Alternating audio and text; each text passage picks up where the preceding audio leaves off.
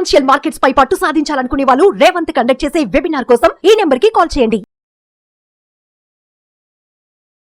నమస్తే, welcome to Suman TV. నేను విష్ణు. ప్రస్తుతంతో పాటు amphi registered mutual fund distributor wealthy Chakradhar గారు ఉన్నారు. వారితో మాట్లాడదాం.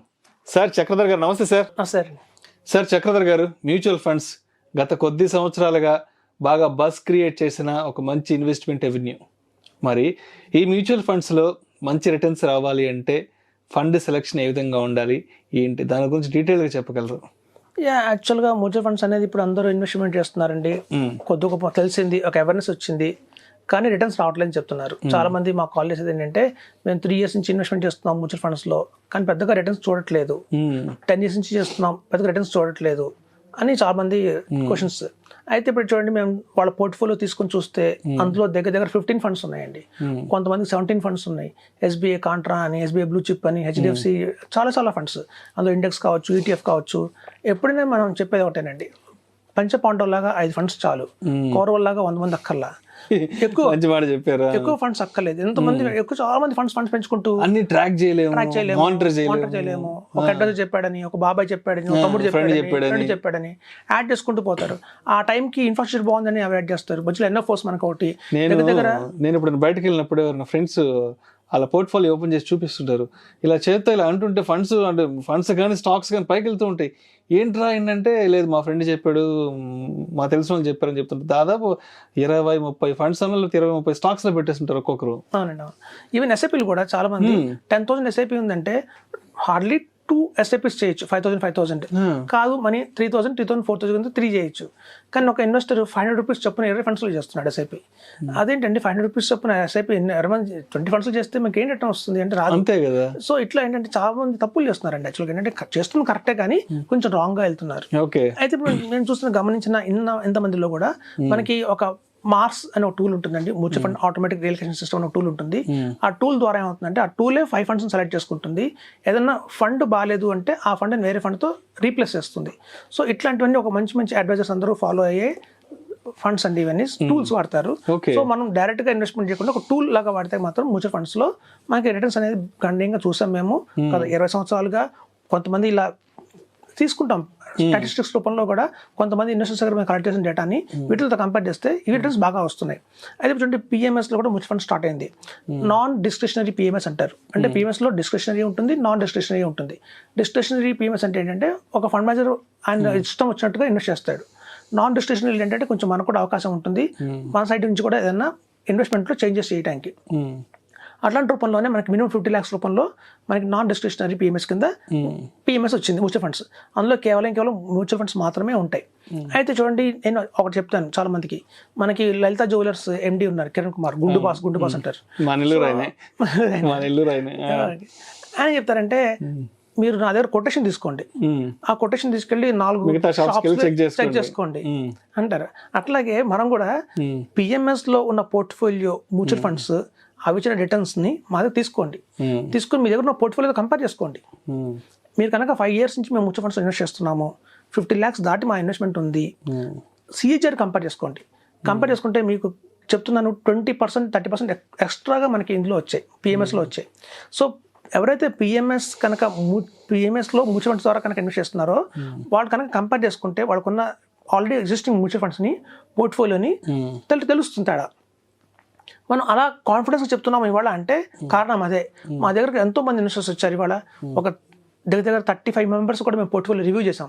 వాళ్ళ దగ్గర ఉన్న ఫండ్స్ని తీసుకొని వాళ్ళు గతంలో వాళ్ళు చేసిన డైరెక్ట్ ఫండ్స్ కావచ్చు, అందులో మనకి ఈటీఎఫ్స్ కావచ్చు, అలాగే ఇండెక్స్ ఫండ్స్ కావచ్చు, మొమెంటమ్ ఇండెక్స్ కావచ్చు, అలాగే మీకు చూస్తే ఈ గోల్డ్ ఫండ్స్ అని, మనకి థీమాటిక్ ఫండ్స్ అని, సెక్టర్ ఫండ్స్, ఇట్లా అన్ని రకాల ఫండ్స్ పోర్ట్ఫోలియోస్ తీసుకొని మా దగ్గర ఉన్న ఈ పోర్ట్ఫోలియోతో కంపేర్ చేస్తే చాలా డిఫరెన్స్ అయితే ఉందండి.